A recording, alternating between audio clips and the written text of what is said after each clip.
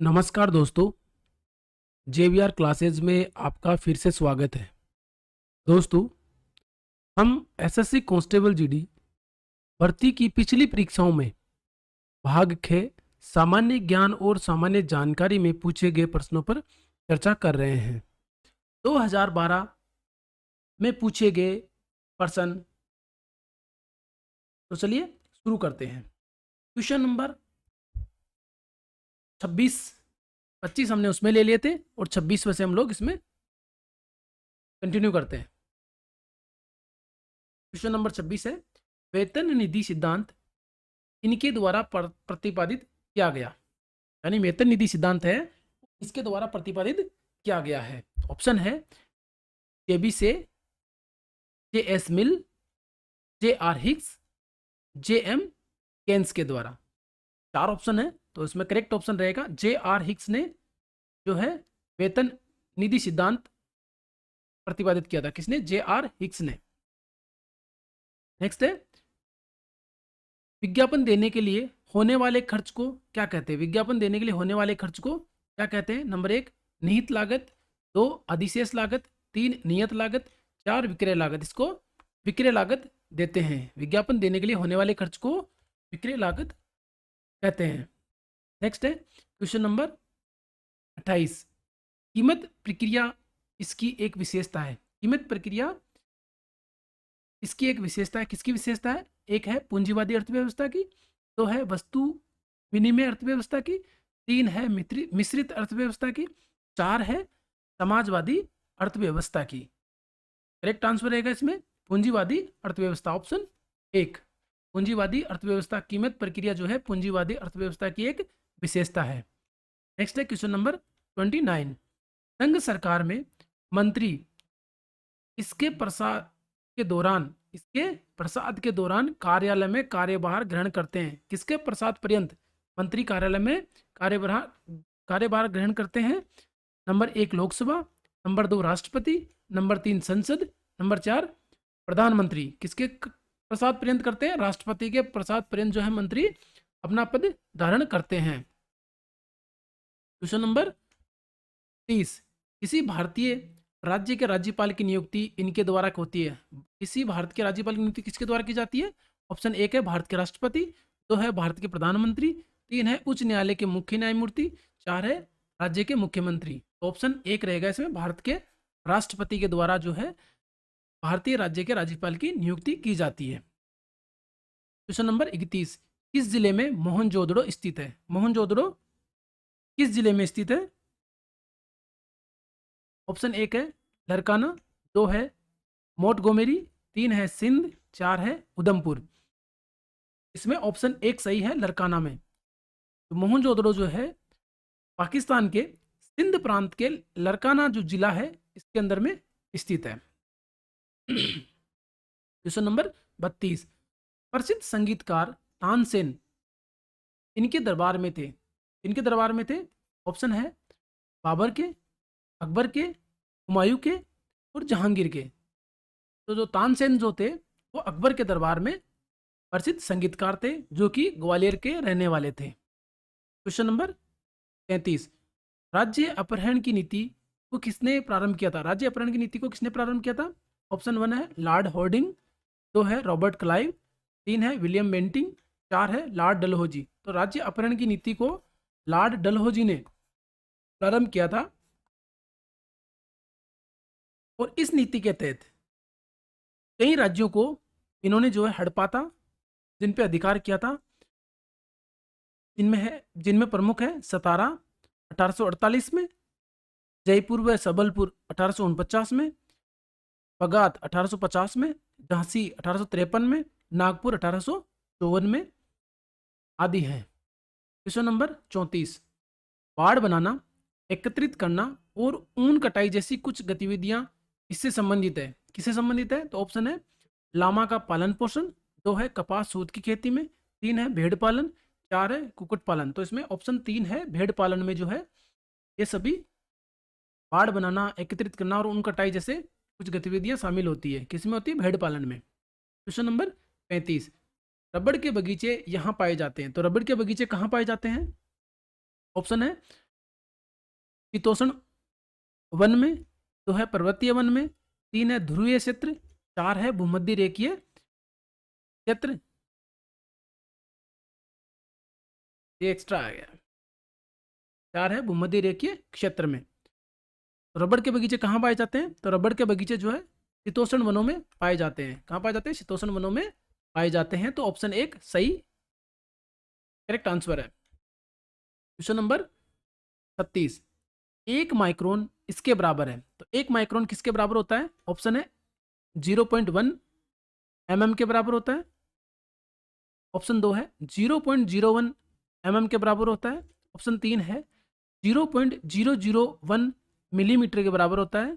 Option 4 है 0.0001 mm के बराबर या मिलीमीटर के बराबर होता है। तो आपको एक छोटी सी चीज़ बताता हूँ।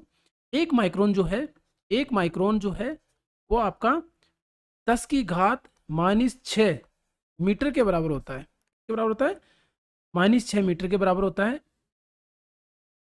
और 1 मिलीबार 1 mm जो है वो 10⁻³ मीटर के बराबर होता है।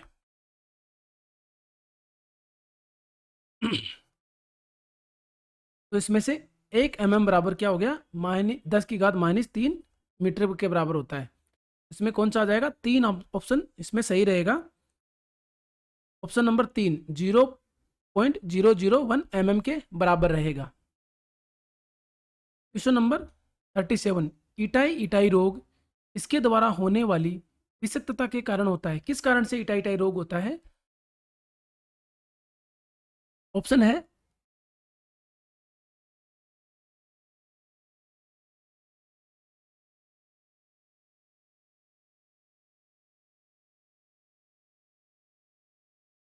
इटाई इटाई रोग इसके द्वारा होने वाली विषाक्तता के कारण होता है। किसके कारण से इटाई इटाई रोग होता है? ऑप्शन है मरकरी पारा के कारण, 2 है आर्सेनिक संख्या के कारण, 3 है कैडमियम, 4 है एस्बेस्टोस के कारण होता है। तो जो इटाई इटाई रोग है वो कैडमियम के कारण से होता है। किसके कारण से होता है? कैडमियम। तो ऑप्शन नंबर 3 हमारा सही आंसर है। और ये रोग जो है पहली बार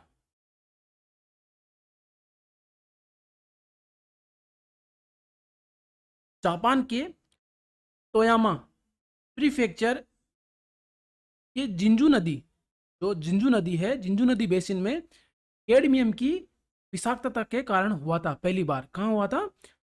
जापान की जिंजू नदी बेसिन में। जापान की जिंजू नदी से अगर पूछा जाए तो जापान की क्या है? जिंजू नदी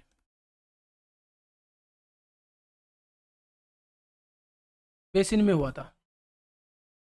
नेक्स्ट है क्वेश्चन नंबर 38, नीला हरा शैवाल इसको हम लोग सामान्य भाषा में काई भी कहते हैं, किस समूह में सम्मिलित किया जाता है? किस समूह में सम्मिलित किया जाता है? एक है यूकेबैक्टीरिया यू जीवाणु, दूसरा है साइनोबैक्टीरिया नील जीवाणु, तीसरा है प्रोटोजोआ आदि जीव, और 4 है फफूंद। तो नीला जो हरा शैवाल है तो किस समूह में हम लोग सम्मिलित करते हैं? नीला हरा शैवाल है तो हम लोग साइनोबैक्टीरिया यानी नील जीवाणु में हम लोग सम्मिलित करते हैं। किसमें करते हैं? साइनोबैक्टीरिया में। तो ऑप्शन नंबर 2 हमारा सही आंसर है। क्वेश्चन नंबर 39, निकट दृष्टिता निकट दृष्टिता से पीड़ित लोगों को यानी निकट दृष्टि है निकट दृष्टि से पीड़ित लोगों को इनका प्रयोग करने की सलाह दी जाती है। निकट दृष्टि से लोग पीड़ित हैं उनको। एक है कॉन्वेक्स लेंस यानी उत्तल लेंस, 2 है कॉनकेव लेंस अवतल लेंस, 3 है प्लेनो कॉन्वेक्स लेंस समतोलन लेंस या समोतल, और 4 है प्लेनो कॉन्वेक्स लेंस यानी सम अवतल लेंस। ऑप्शन नंबर 39 में क्या है? ऑप्शन नंबर क्वेश्चन नंबर 39 में है ऑप्शन नंबर क्या है? कॉन्वेक्स लेंस अवतल लेंस का इसमें प्रयोग किया जाता है। निकट दृष्टि से पीड़ित लोगों के लिए किसका प्रयोग किया जाता है? कॉनकेव लेंस यानी जिसको हम लोग अवतल लेंस कहते हैं। नेक्स्ट है क्वेश्चन नंबर 40, एक प्रकाश वर्ष इसकी एक यूनिट है। किसकी यूनिट है? एक प्रकाश वर्ष किसकी यूनिट है? ऑप्शन है समय की, 2 है दूरी की, 3 है प्रकाश की गति की, 4 है प्रकाश की तीव्रता की। तो प्रकाश वर्ष क्या है? एक दूरी का क्या है? एक यूनिट है, दूरी की एक इकाई है। तो प्रकाश वर्ष, एक प्रकाश वर्ष की वह दूरी है, क्या प्रकाश वर्ष क्या है? एक वर्ष की, एक प्रकाश वर्ष क्या है? एक वर्ष। प्रकाश वर्ष क्या है? वह दूरी है जो प्रकाश द्वारा, प्रकाश द्वारा क्या किया जाता है? प्रकाश द्वारा क्या होता है? एक वर्ष में, प्रकाश द्वारा एक वर्ष में किसकी स्पीड से? 1,86,300, सॉरी 326, 1,86,326 मील, 1,86,326 मील प्रति सेकंड, प्रति सेकंड के हिसाब से या गति से जो दूरी एक वर्ष में तय की जाती है, उस दूरी, इस स्पीड को ही जो क्या है, इसका प्रकाश वर्ष कहते हैं। किस स्पीड से दूरी करता है? 1,86,326 मील प्रति सेकंड के हिसाब से प्रकाश दूरी तय करता है। आप एक साल में सोच लीजिए कितना कर रहा है। नेक्स्ट है क्वेश्चन नंबर 41। बिट इससे संबंध रखता है। बिट जो है किससे संबंध रखता है? ऑप्शन है द्विव आधारित सूचना विज्ञान से, 2 है द्विभाषी सूचना से, 3 है द्विव आधारित समापक से, 4 है द्विव आधारित अंक से। तो बिट जो है वो द्विव आधारित अंक से संबंध रखता है। बिट जो है क्या है? कंप्यूटर द्वारा प्रत्युक्त सूचना की सबसे छोटी इकाई है। क्या है? सूचना, कंप्यूटर में सूचना की सबसे छोटी इकाई है। क्या है? सबसे छोटी इकाई है, सबसे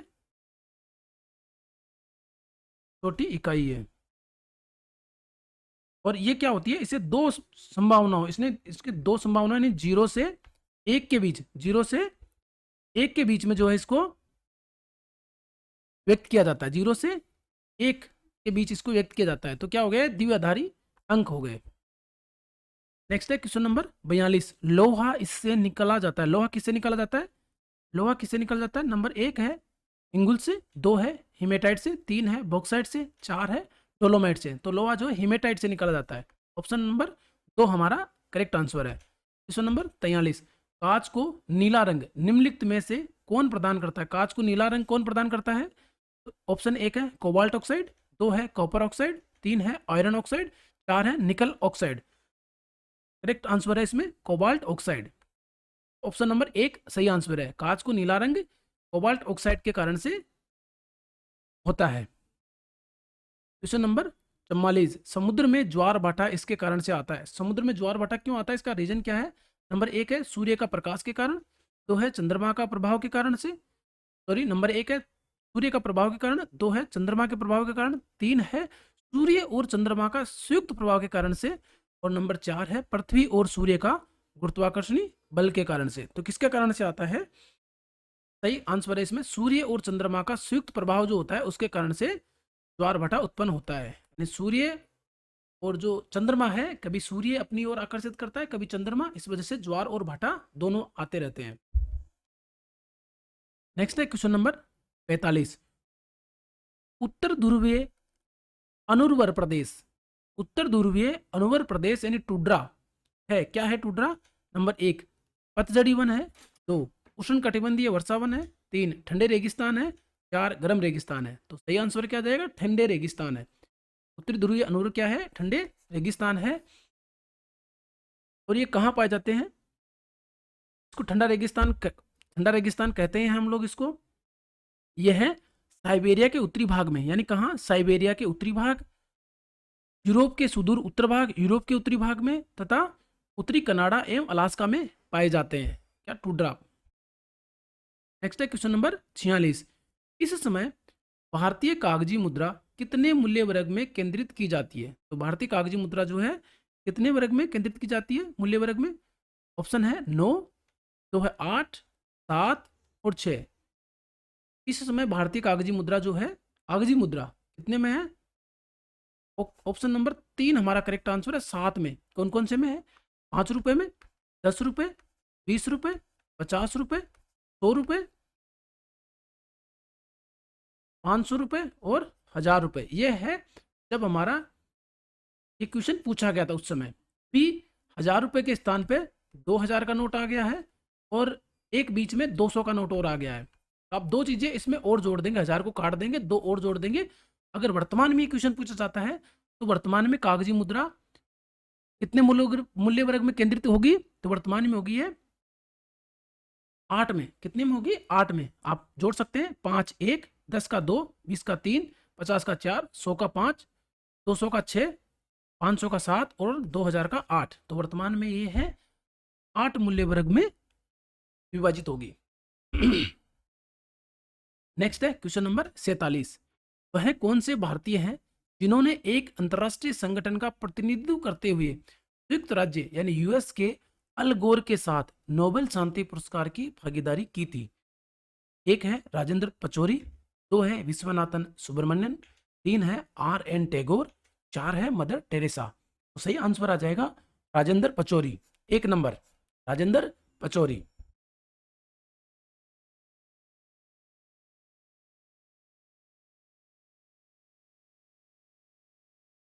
नेक्स्ट है क्वेश्चन नंबर 48। समाज सेवा के लिए मैग्सेसे पुरस्कार इनके द्वारा प्रारंभ किया गया। समाज सेवा के लिए मैग्सेसे पुरस्कार किनके द्वारा प्रारंभ किया गया था? तो ऑप्शन है भारत सरकार, 2 है UNO, 3 है ILO, 4 है फिलीपींस की सरकार। तो इसका सही आंसर आएगा फिलीपींस की सरकार के द्वारा जो है मैग्सेसे पुरस्कार प्रारंभ किया गया था। तो ऑप्शन नंबर 4 हमारा सही आंसर है। और ये क्यों प्रारंभ और कब प्रारंभ किया गया था? यह पुरस्कार जो है 1957, कब? 1957 में फिलीपींस सरकार द्वारा प्रारंभ किया गया था, जब फिलीपींस के राष्ट्रपति कौन से थे? फिलीपींस के राष्ट्रपति रेमन मैग्सेसे की मृत्यु एक विमान दुर्घटना के कारण से हो गई थी। उसके बाद से यह पुरस्कार प्रारंभ किया गया था। तो कौन थे फिलीपींस के राष्ट्रपति? कौन से? Ramon Magsaysay.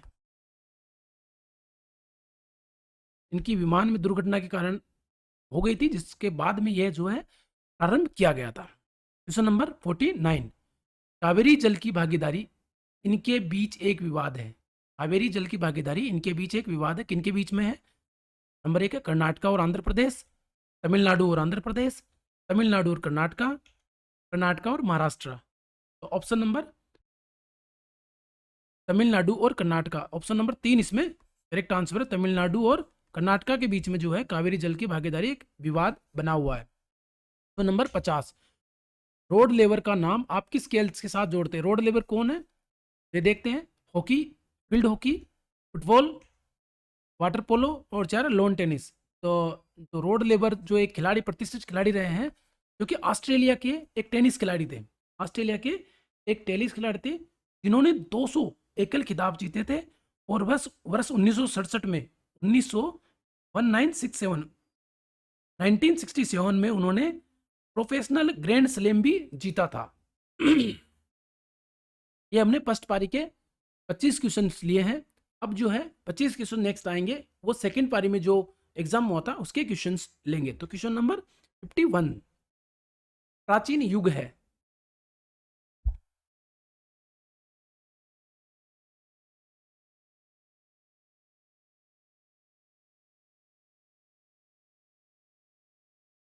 प्राचीन युग है, तो इनमें से प्राचीन युग कौन सा है? नंबर 1 है शक युग, दूसरा है बौद्ध युग, तीसरा है मुहम्मदी युग, चौथा है विक्रम युग। तो इनमें से प्राचीन युग कौन सा है? बौद्ध युग है। कौन सा है सबसे पुराना युग? कौन सा है इनमें से? बौद्ध युग सबसे पुराना है।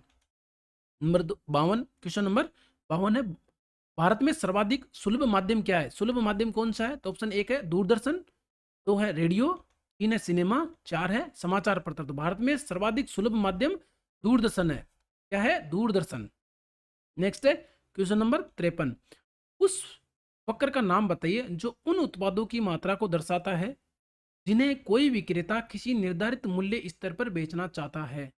उस वक्र का नाम बताइए जो उन उत्पादों की मात्रा को दर्शाता है जिन्हें कोई विक्रेता किसी निर्धारित मूल्य स्तर पर बेचना चाहता है। 1 है मांग वक्र, 2 है मूल्य लागत वक्र, 3 है आपूर्ति सप्लाई वक्र, 4 है इनमें से कोई नहीं।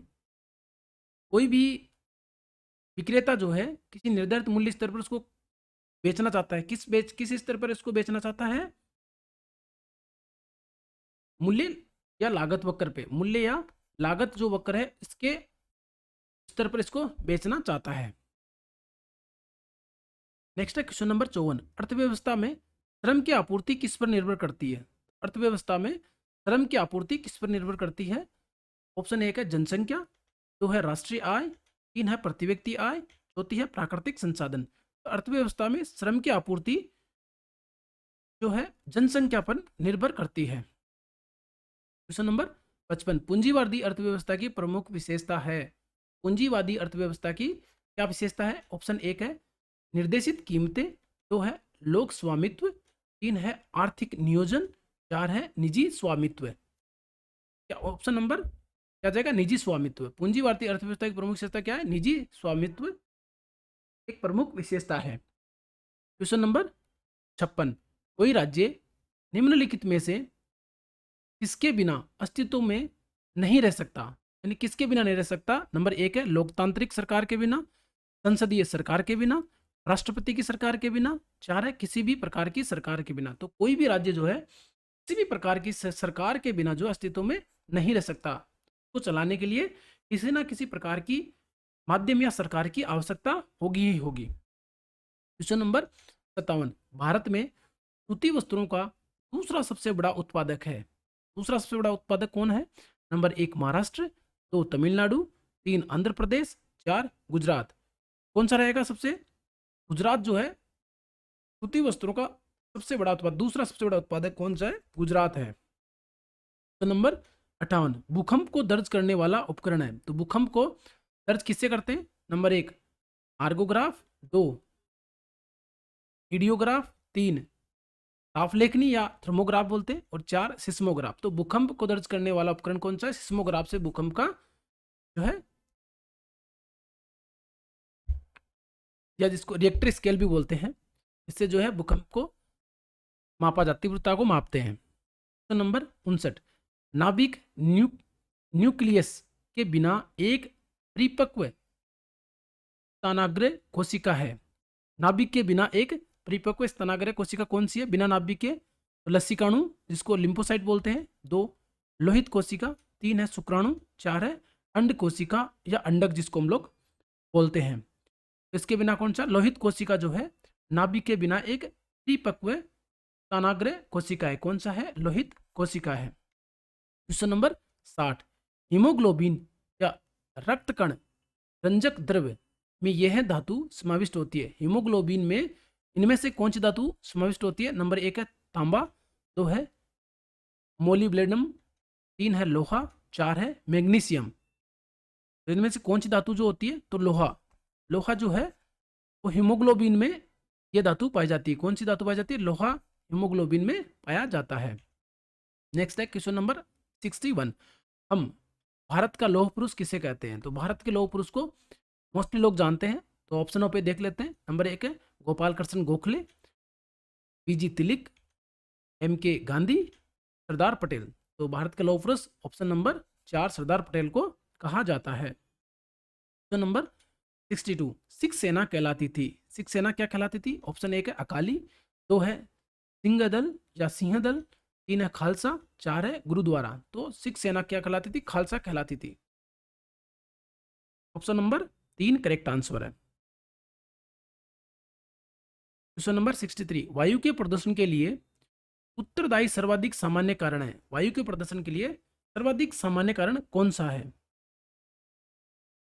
Carbon dioxide, carbon monoxide, sulphur dioxide और धुआं।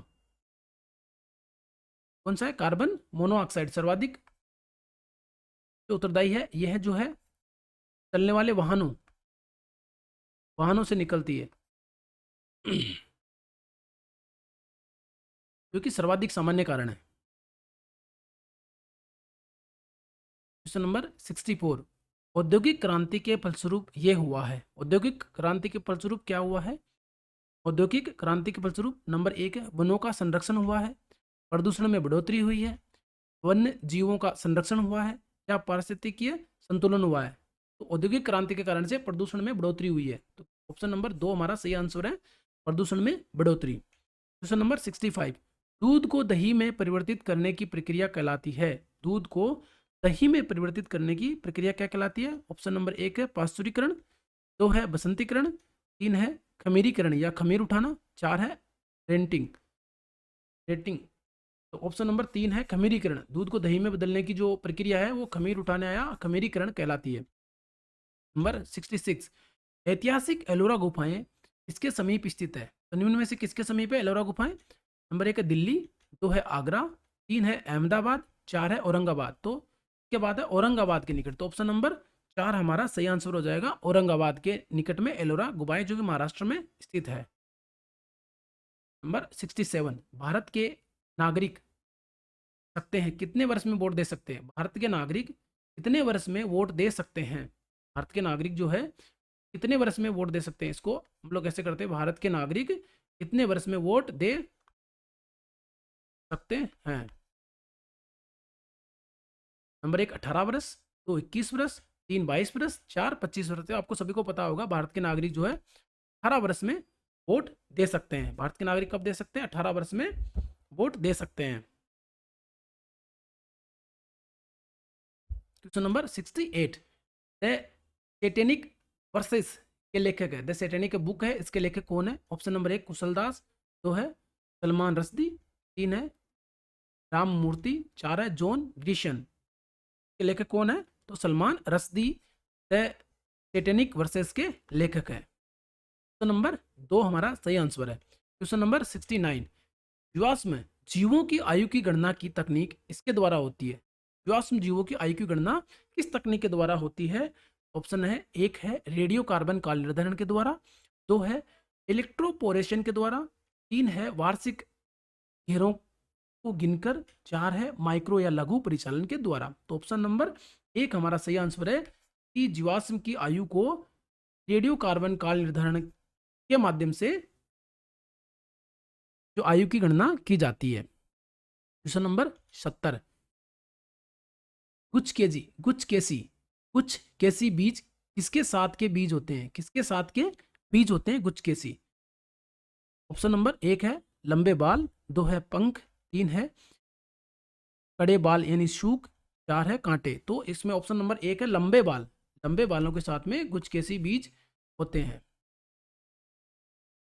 क्वेश्चन नंबर 71, वायु में ध्वनि का वेग किस पर निर्भर नहीं करता है? वायु में ध्वनि का वेग किस पर निर्भर नहीं करता है? तो ऑप्शन है वायु का घनत्व, इस पर निर्भर करता है, 2 है वायु का तापमान पे भी निर्भर करता है, 3 है वायु का दाब पे भी निर्भर करता है, 4 है वायु की आर्द्रता या नमी। तो वायु की आर्द्रता नमी के ऊपर जो है ध्वनि का वेग निर्भर नहीं करता है।